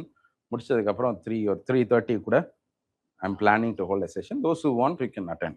Okay. பட்ஜெட்ல நம்ம ஒரு 1 hourக்கு we'll have a discussion of this year's budget. Okay. So which is considered anti-inflationary in the long run? Why is structural reform என்னது? See, supply constraint to output ரெண்டையுமே அது பார்க்கறதுனால that is what is considered to be one of the best actions to be taken. Skewflation, சரியா? இது B. Okay, skewed inflation தான் நம்ம என்ன சொல்றோம்? Skewflation சொல்றோம். Only for a small group of items. Shrinkflation. So shrinkflation is the practice of keeping the prices the same but reducing the quantity that is there. Yeah, அந்த lace பாக்கெட்லாம் அப்படியே 5 ரூபா அப்படின்னு சொல்றோம்ல, அதான் வந்து ஓகே 5 rupeesல இருக்கு. பார்லேஜி 3 ரூபாயிலே இருக்கு. டைகர் பிஸ்கட்லாம் கூட இன்னும் இருக்கு இல்லையா? So it occurs when a product's price remains the same while its weight or size decreases. Yes. Often used by companies to hide inflation. Yes. Now third question, இதுதான் கொஞ்சம் பார்த்து எழுதணும். It results in an increase in the CPI even if the packet remains constant. சரியா? shrinkflation நம்ம பண்ணிக்கிட்டே இருக்கிறோம். Doesn't actually reflect to us இந்த மாதிரி இருக்கு. அப்ப எல்லாருமே shrinkflationே பண்றாங்கன்னு வெச்சுப்போ. All the companies resort to this. They don't increase the prices, but they keep reducing the amount. Do you think it will not reflect in CPI? Consumer price indexல அது reflect ஆகுமா ஆகாதா? ஏன்?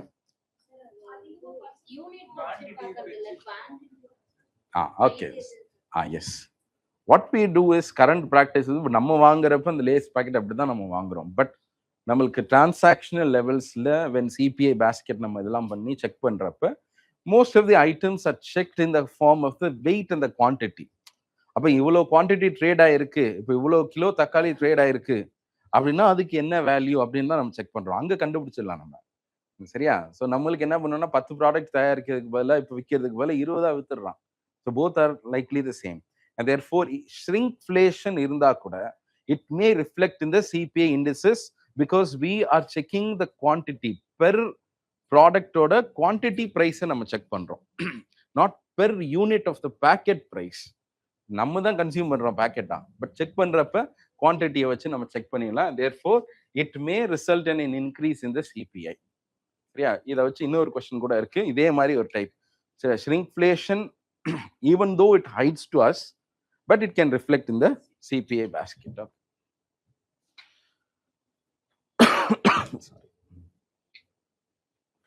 Stagflation, combination of stagnant growth and high inflation. Yes, it represents a situation where the traditional inverse relationship between inflation and unemployment holds true.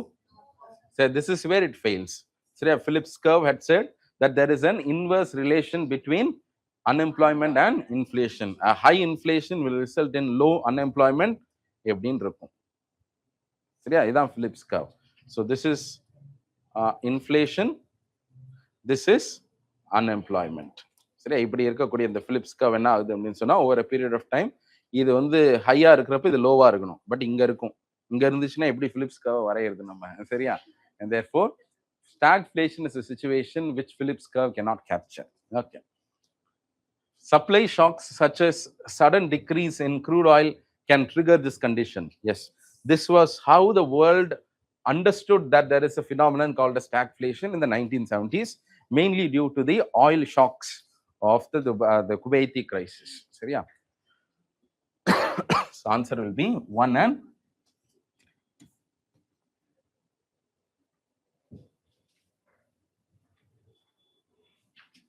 33. Cost push can coexist with rising unemployment.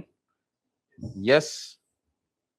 And also, this stagflation phenomenon is mostly a cost push phenomenon. இது வந்ததுக்கு முக்கியமான காரணம் எதுவா இருந்திருக்குன்னா cost புஷ்ஷா தான் இருக்கும். அதனால தான் நம்மளால அந்த பிலிப்ஸ் கர்வ்ல டிராவல் பண்ண முடியல.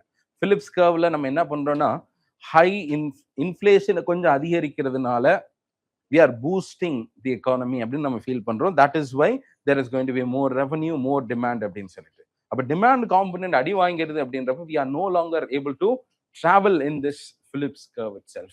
So high rising, okay, it weakens the effectiveness of the demand management policies. Yes, சரி, டிமாண்டை மேனேஜ் பண்றதுக்காக நீங்க என்னதான் இந்த டைம்ல ஸ்டாக்ஃப்ளேஷன் மாதிரியான சிச்சுவேஷன்ல Reserve Bank of India is not having too much of weapons in its armour. ஒன்றும் இல்லை, என்ன பண்ண முடியும்? மானிட்டரி பாலிசி வச்சு என்ன பண்ண முடியும்? ஸ்டாக்ஃப்ளேஷன் இருக்கு, high inflation is there, low growth. எதை டேக்கிள் பண்ணுவீங்க? இன்ஃப்ளேஷனை கண்ட்ரோல் பண்ணீங்கன்னா எது கண்ட்ரோல் ஆகும்? க்ரோத் கண்ட்ரோல் ஆகும். சரியா? க்ரோத் ஆல்ரெடி கண்ட்ரோல்ல தான் இருக்கு. சரியா? இப்போ அந்த மாதிரி வர்றப்ப demand management policies will become less effective. It necessarily originates with money supply. No, சரியா? So answer will be 1 and 2. This also is done, இல்லையா? The page. Okay. நம்மளும் ஒரு வேகத்துல போலாம்னு நினைச்சேன் நான். ஐ திங்க் ஒரு 37, 38 ஒரே கொஸ்டினா இருக்கு.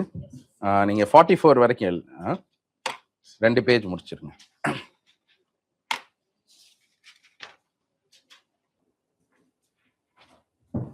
Okay. So 34th question.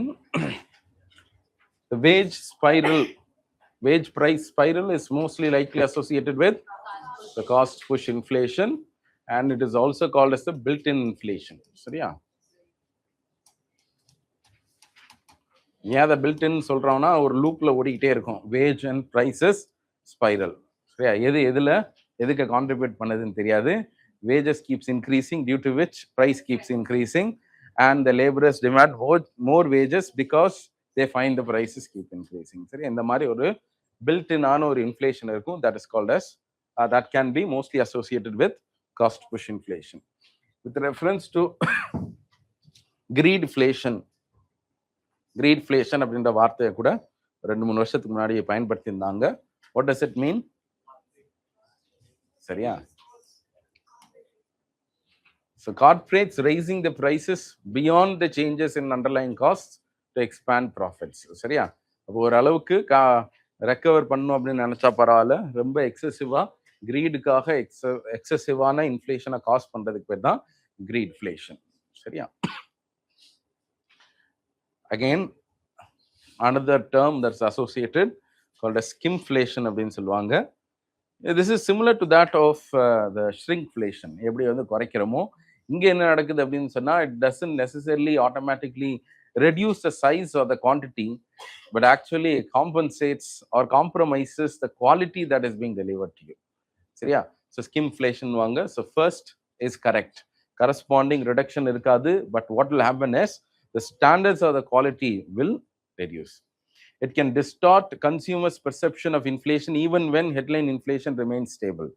சரி, ஹெட்லைன் இன்ஃப்ளேஷன் வந்து கம்மியா ஸ்டேபிளாவே இருந்தாலுமே, because of the perceived low quality, people will actually feel that they are getting affected because of this. அதனால உங்களுக்கு இதற்கான பெர்செப்ஷன்ன்றது மாறும். therefore inflation எக்ஸ்பெக்டேஷனோ இன்ஃப்ளேஷன் ஆங்கரிங்கோ மாறுறதுக்கான வாய்ப்புகள் இருக்கு because of this effect of skimflation.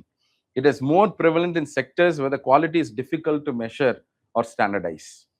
Is this right? Yes. அதனால தான் அதிகமாக services செக்டர்ல இதை பார்க்க முடியும். எஜுகேஷனா இருக்கட்டும், ஒரு ஹெல்த் கேரா இருக்கட்டும், இங்கே தான் நம்ம என்ன பார்க்க முடியும் அப்படின்னு சொன்னா, குவாலிட்டி ஷ்ரிங்க் ஆகிறத நம்ம பார்க்க முடியும். So recently I went home டவுனுக்கு போயிருந்தேன். அப்போதான் ஒரு ரொம்ப நாள் கழிச்சு பப்ளிக் டிரான்ஸ்போர்ட்ல ஏறுறேன். சரியா? பப்ளிக் டிரான்ஸ்போர்ட்ல ஏன்னா ஸ்கிம்ஃப்ளேஷனை ரீசெண்டா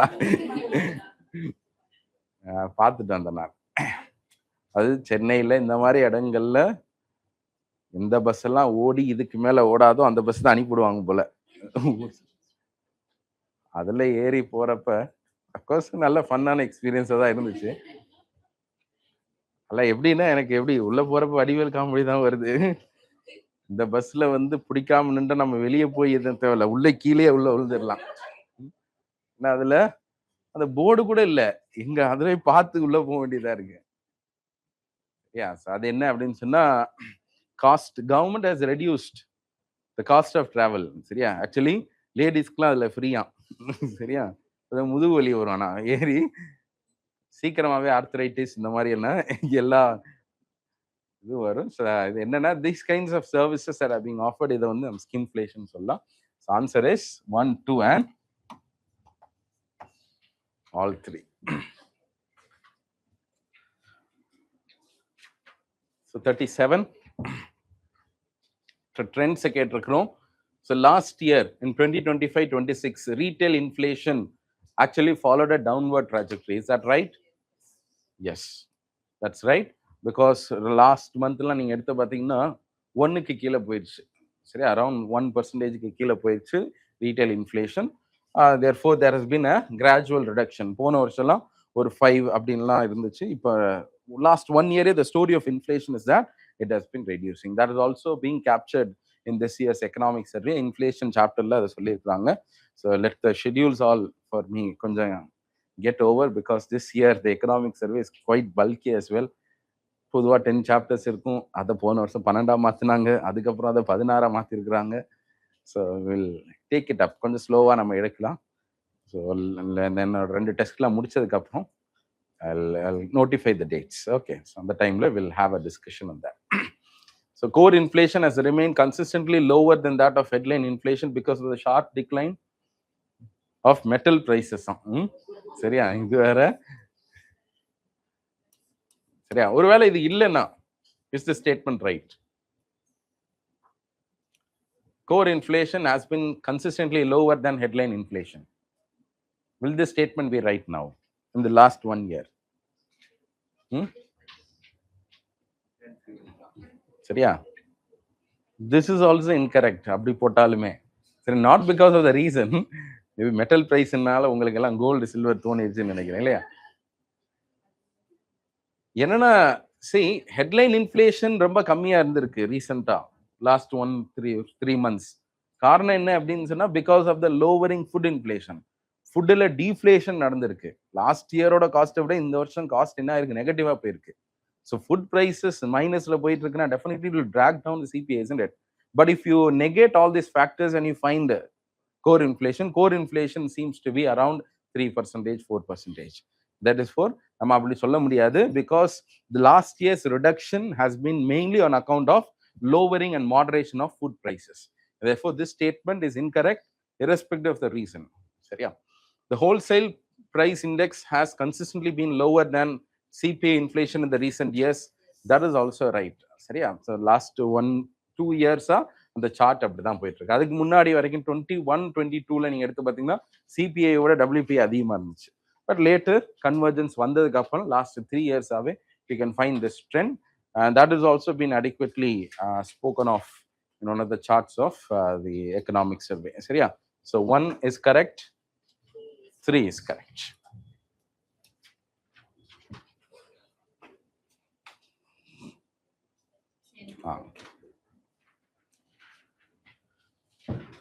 So what is the wealth effect அப்படின்னு சொல்லுவாங்க. There is also economicsல இது பிகு எஃபெக்ட் அப்படின்னு சொல்லுவாங்க.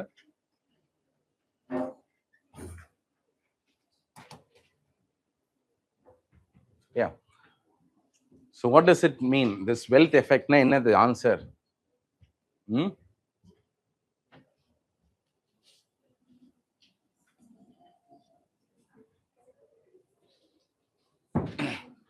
Yeah, wealth, I think I have another question இதுல இருக்குன்னு நினைக்கிறேன். prices increase ஆக சரியா, மற்ற அசெட்ஸ் இருக்குல்ல, அசெட்ஸோட வெல்த்ல என்ன ஆகும் அப்படின்னு சொன்னா இன்க்ரீஸ் ஆகிட்டு இருக்க மாதிரியே இருக்கும். சரியா, and therefore the value of money holding, anyone holding the money will now feel that they are losing, and therefore when they are losing they will not be in a position to spend more. யாருக்கிட்டலாம் assets இருக்கோ, high wealth இருக்கோ, அவங்களால மட்டும்தான் ஈஸிலியா convert பண்ண முடியும். All those not having wealth will not be able to survive. அதுதான் என்ன சொல்றோம்னா ஹை இன்ஃப்ளேஷன்ல those who are having wealth like that of land, gold, இந்த மாதிரியான அசெட்ஸ் இருக்கிறப்ப, or silver for that matter, சரியா, இதெல்லாம் ஆனா ஒரே நாள்ல 20% கீழே கம்மியாச்சு. ஓகே, நீங்க நோட் இட் டவுன். ஸோ இந்த மாதிரியான எஃபெக்ட் இருக்கும் due to this inflation. சரியா, so that is called as, the answer is C.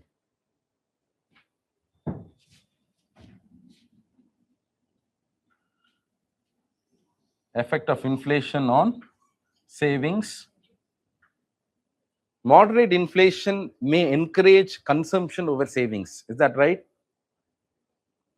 ஓரளவுக்கு இன்ஃப்ளேஷன் மாடரேட்டா இருக்கு. அது வந்து கன்சம்ஷன் பேட்டர்னா கொஞ்சம் புஷ் பண்ணுமா பண்ணாதா? எஸ். ஹை இப்போ சில ஓவர் திங்கிங் நான் சொல்றேன் இதுல. சரியா? சார் ஹை இன்ஃப்ளேஷன்ல தான் கன்சம்ஷன் இருக்கும். மாடரேட் இன்ஃப்ளேஷன்ல எப்படி இருக்கும் அப்படின்னு சிலர் யோசிச்சு, சரியா? மாடரேட் இன்ஃப்ளேஷன் அப்ப சேவிங்ஸ் கூட நடக்கலாம். அப்படின்லாம் கூட நிறைய பேர் யோசிப்பீங்க. இந்த மாதிரியான டெண்டன்சி என்ன பண்ணும்? ஸ்டாப் பண்ணணும். சரி, எப்படி சார் ஸ்டாப் பண்ணனா அதுக்கு எனக்கு பதில் தெரியல. ஓகே. ஏன்னா இன்ஃப்ளேஷன்னால இது எஃபெக்ட் வருமானு ஒருவேளை உங்களுக்கு அப்படி டவுட் வருதுன்னு வைங்களேன், அதான் சொல்றேன். ஒரு லைனை தாண்டி போறீங்களான்னா you take a negative statement and try to check whether it convinces you. உங்களுக்கு ஒரு கன்விக்ஷன் இருக்கு, இது தப்பா இருக்கிறது வாய்ப்புகள் இருக்குன்னா, moderate inflation will not encourage consumption அப்படின்னு ஒரு ஸ்டேட்மெண்ட்டை நீங்களே போட்டு வாசிச்சு பார்க்கணும். ஆமா அப்படின்னு உங்களுக்கு தோணணும்ல. If this is wrong for you, the negative statement should be right. அப்போ அந்த நெகட்டிவ் ஸ்டேட்மெண்ட்டும் கன்வின்சிங்கா இல்லை உங்களுக்குன்னா, then you are crossing the line of திங்கிங்னு அர்த்தம். சரி, அப்போ என்ன பண்ணணும்? வேண்டாம், ரெண்டு ஸ்டேட்மெண்ட்லாம் எதுக்கு, ஒரே ஸ்டேட்மெண்ட்டை படிச்சுட்டு ஆன்சர் போட்டு போயிடலான்னு வந்துடணும். High and volatile inflation discourages long term financial savings. Correct. சரியா? Inflation doesn't impact the choice of physical and financial assets. அது சொல்ல முடியுமா? அப்படியே நம்ம சொல்ல முடியாது. இன்ஃப்ளேஷன் தான் one of the main reasons why sometimes there is a high demand for other assets. ஒரு இன்ஃப்ளேஷன் போய்கிட்டே இருக்கப்போ people will feel that it is no longer wise to hold money and therefore convert your money into real R physical அசெட்ஸ்ன்னு சொல்லி அப்படி convert பண்ணுவாங்க. சரியா? So therefore 1 and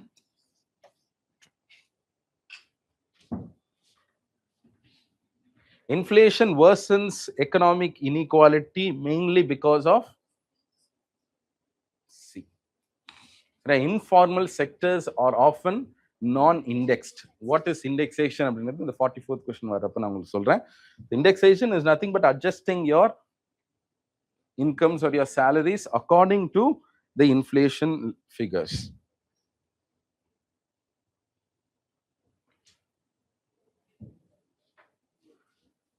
Persistent high inflation. What are the consequences? Increase in nominal interest rates. நடக்குமா நடக்காதா? சரியா? Interest rates என்னமோ increase ஆகும். ரொம்ப ஹை இன்ஃப்ளேஷன்றப்போ ஜென்ரலா மார்க்கெட்ல இன்ட்ரெஸ்ட் ரேட்ஸ் எல்லாமே இன்க்ரீஸ் ஆயிரும். But what will not increase? Your real interest ரேட்ஸ்ன்றது இன்க்ரீஸ் ஆகுதா இல்லையான்றது we do not know. சரியா? This is likely. Decline in real wages if the wages are sticky. சரியா? ரொம்ப பெரிய லெவல் எலாஸ்டிக்கா இல்லை அப்படின்னு சொன்னா there is a likely decline. Improvement in the fiscal discipline automatically. சரியா? இந்த மாதிரி டைம்ல தான் கவர்மெண்ட் ஃபிஸ்கல் இன்டிசிப்ளினே காட்டுவாங்க. சரியா? therefore answer will be 1 and 2. இல்ல, அதாவது என்னன்னா ஹை இன்ஃப்ளேஷன் எஸ், ஆனா என்ன நடக்குதுன்னா ஃபிஸ்கல் டிசிப்ளின் ஆட்டோமேட்டிக்கா வந்துருமா அப்படின்னு ஒரு example. If the inflation is cost due to rising food prices, இந்த மாதிரிலாம் வருதுன்னா கவர்மெண்ட் என்ன பண்ணுவாங்க? அதில் சப்சிடிஸ் கொடுப்பாங்களா? We can't say that there is going to be fiscal discipline out of that. ஆட்டோமேட்டிக்னு இருக்குல்ல இங்க, அதனால தப்பு. Inflation and poverty impacts the poor more because food has a higher weightage. Inflation increases poverty irrespective of wage adjustments. You can't always say like that, because if the wage adjustments are proper enough, then they can get out. Food inflation has a regressive impact. Yes, சரியா? ரொம்ப அதிகமாக புவரா அதிகமா பாதிக்கிறது தான் இந்த regressive impact. So 1 and 3 inequitable மக்களை பாதிக்கும். So indexation ரப்ப as we have seen, changing the value according to the inflation adjustments. Okay. Indexation protects the real income from inflation. Yes, சரி, உங்களோட ரியல் இன்கம் பாதிக்காத அளவுக்கு இந்த இண்டெக்ஸேஷன் ஹெல்ப் பண்ணுது. Complete indexation can make inflation more persistent. Is that the case? So yeah, there was a PYQ which also had this. Which of the following are demand pull inflation அப்படின்னு கேட்டிருந்தாங்க. அதுல indexation அப்படின்னு போட்டிருப்பாங்க. Inflation indexation. நம்ம என்ன சொல்லியிருப்போம்னா அதுல அது வராது. அதுக்கு காரணம் என்ன அப்படின்னு சொன்னா this will be a consequence, not a cos. when will indexation become a காஸ்னா கம்ப்ளீட்டா, அதாவது உங்களுக்கு 10% இன்ஃப்ளேஷன் இன்க்ரீஸ் ஆயிருக்குன்னா அது வரைக்கும் கொஞ்சம் மாத்தினா ஓகே. அதை தாண்டி அதை கம்ப்ளீட்டா கவர் பண்ற மாதிரி எக்ஸ்ட்ராவா when we are indexing that will again lead to a wage price spiral. சரியா? அப்போ கவர்மெண்ட் வந்து டிஏ கொடுக்குறாங்கன்னா ரிப்பீட்டடா டிஏவை கொடுத்துக்கிட்டே இருந்தாங்கன்னா அந்த டிஏ இன்க்ரீஸ் ஆகுறதுனாலேயே மறுபடியும் என்ன ஆகும், இன்ஃப்ளேஷன் வர்றதுக்கான வாய்ப்புகள் இருக்கு. ஸோ கம்ப்ளீட் இண்டெக்ஸேஷன் இல்லாம அப்பப்போ என்ன பண்ணும், ஓரளவுக்கு இன்கம்ப்ளீட்டான இண்டெக்ஸேஷன் இருந்தால் தான் it will be better. Indexation has no fiscal implications. Can we say so? Okay, so answer will be 1 and 2. பெரும்பாலும் இண்டெக்ஸேஷன்ன்றது ஃபிஸ்கல் இம்ப்ளிகேஷன்ஸை கொண்டு வரும். ஏன்னா டிஎன்எஸ் அலவன்ஸ் இது எல்லாமே அவங்க தான் தராங்க. Okay, so the next set of questions 5 minutesல பார்த்துடலாமா? ஓகே,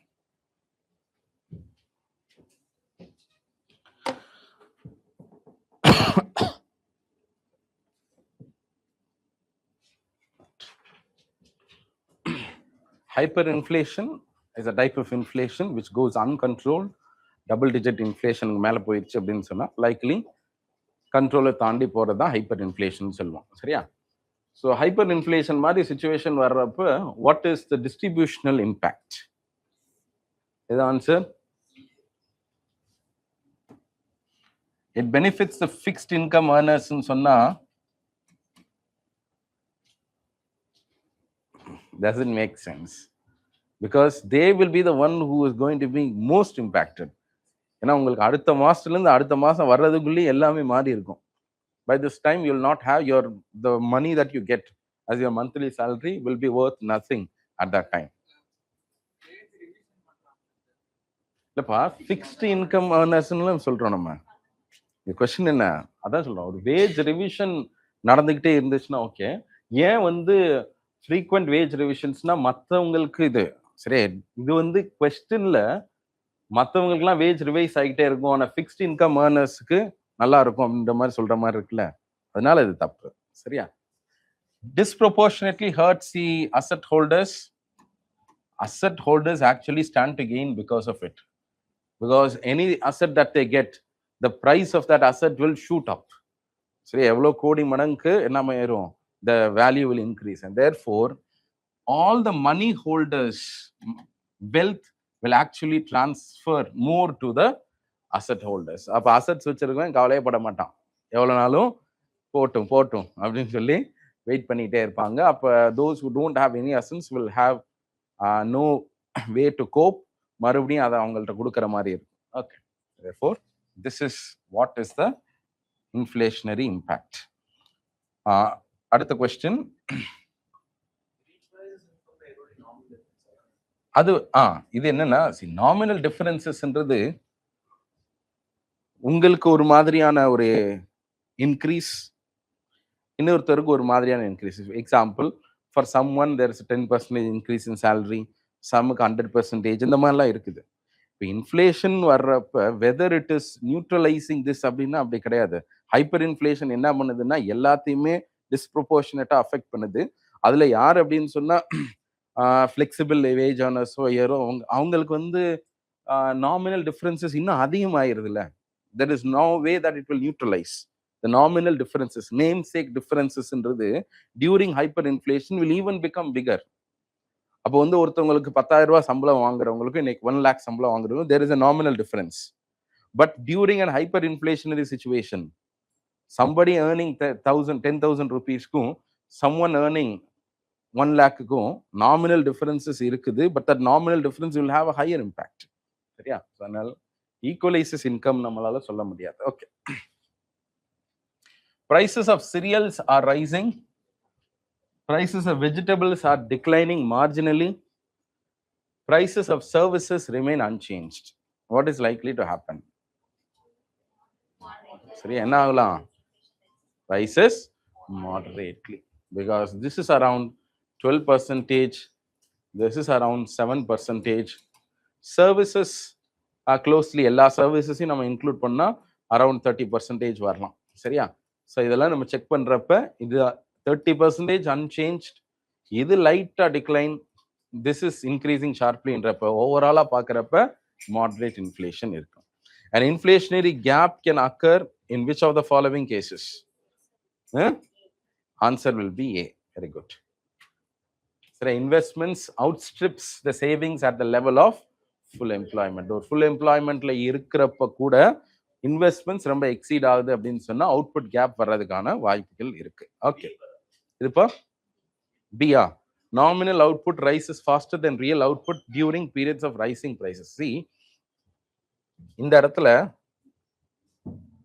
நம்ம வந்து output gap that we see இல்லையா, the output gap need not be on the basis of nominal output.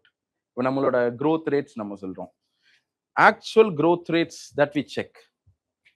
சரியா? இதுதான் வந்து உங்களுக்கு அவுட்புட் பொட்டன்ஷியல் ஜிடிபி அப்படின்னு சொன்னா, the output that we measure, potentially we can grow at 7%, but today we are growing at 7.2% on the basis of real terms. அப்ப nominal நம்ம இங்க எடுக்கவே இல்லையா? நாமினலை எடுக்காமவே எப்படி நம்மளால க்ரோ ஆக முடியுது அப்படின்னு சொன்னா, even though we have accounted for the prices changes, என்ன நடந்துக்குன்னு ஒரு கிரீப்பிங் இன்ஃப்ளேஷன் இருக்கிறதுனால தான் வி ஹாவ் அவுட்ஸ்ட்ரிப். அப்போ ஒன்று நம்மளோட கிரெடிட் க்ரோத் அதிகமாயிருக்கு, அல்லது there has been a natural demand. that is what explains. அதனால this can also contribute, but the best reason why there is an inflationary gap na, ஒரு full employment பேசிஸ்ல இருக்கக்கூடிய சேவிங்ஸையும் தாண்டி நம்மளுக்கு இன்வெஸ்ட்மெண்ட்ஸ் நடக்கிறதுனால தான் திஸ் இஸ் ஹேப்பனிங். சரியா? ஸோ திஸ்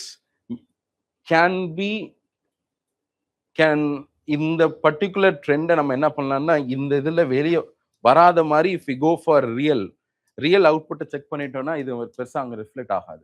ஆனால் ரியல் அவுட்புட்லேயே தானே கேப் இருக்கு. இந்த பர்டிகுலர் கேப்பை நம்ம செக் பண்றது வந்து நாமினலை வச்சு செக் பண்ணல, ரியலை வச்சே நம்ம கேப் இருக்கிறத செக் பண்றோம்.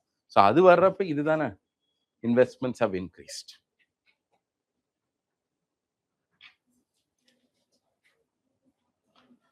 Right. Inflation targeting framework, this is due to the RBI amendment. Is this right?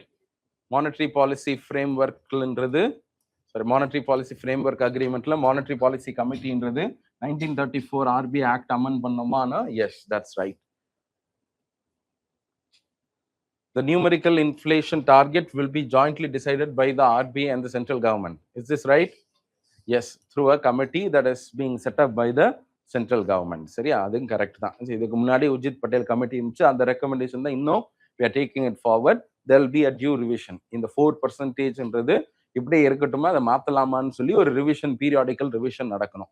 The target is defined in terms of CPI combined inflation with the tolerable limit. Yes, சரியா? So answer will be all the three. Central bank notices that even though the overall CPI inflation has been moderate, there is a complaint among the consumers, mainly because they feel that food prices have risen. இது எதனால இப்படி வருது? Why do they complain? காரணம் என்ன?